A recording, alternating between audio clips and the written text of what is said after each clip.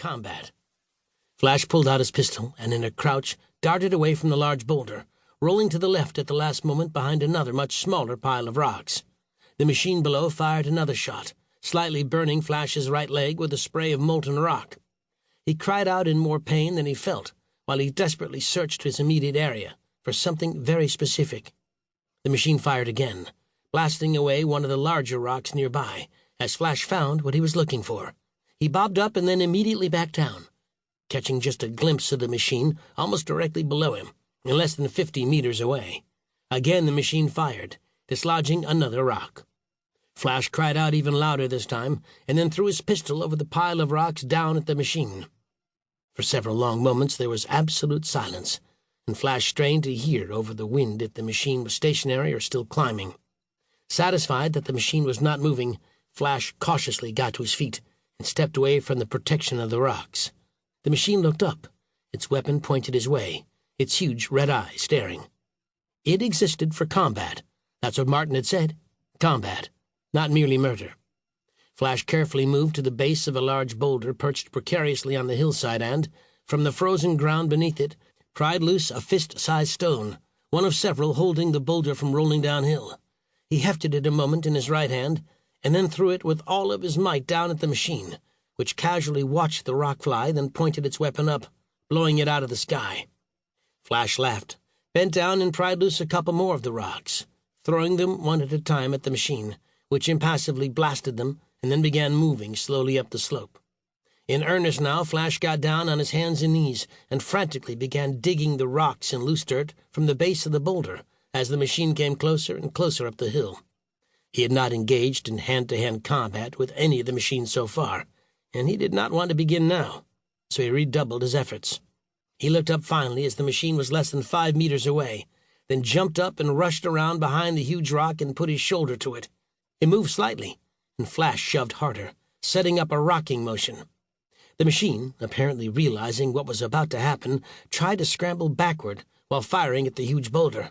But suddenly the massive chunk of granite-like material broke loose and began ponderously rolling, slowly at first, down the hill, but gathering momentum rapidly. At the last moment, the machine tried to move sideways out of the boulder's path, but it was too late, and the huge rock slammed into the machine, crushing it amid a shower of sparks and a spurt of its hydrodynamic fluid. It careened over the machine and then past the broken remains, crashing all the way down the hill.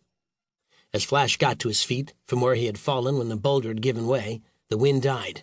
The snow stopped falling. The temperature began to rise, and the lights in the huge testing center came up. Flash brushed himself off as he started down the long hill, and in the distance he could see a ground car approaching across the plain.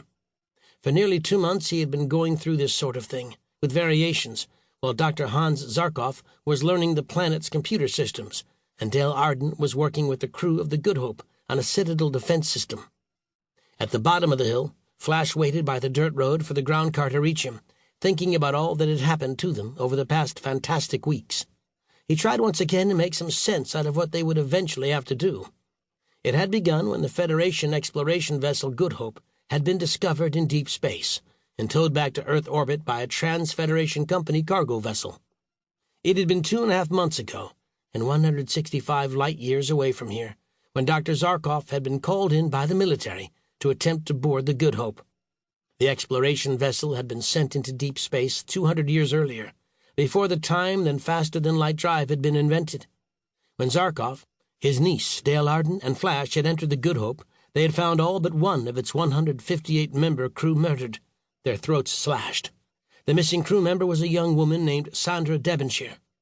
Flash shook his head, trying to sort out in his memory all the strange things that had happened to them. Trans-Federation, the most powerful and some said malevolent multi-planet corporation in the Federation, which had laid salvage claims to the Good Hope, had sent a crew up to burn its way aboard the vessel when it automatically took off, jumped into hyperspace even though it supposedly didn't have that capability, and finally crash-landed on this planet, which they later learned was called Citadel 1. Flash, Dale, and Dr. Zarkov, on board the Good Hope trying to unravel the 200-year-old murder mystery, barely managed to escape on a shuttle vessel that was itself destroyed in a hard landing, stranding them on this planet. Then, step by inexorable step, they were led to the planet's only city, which had been built more than 20,000 years earlier.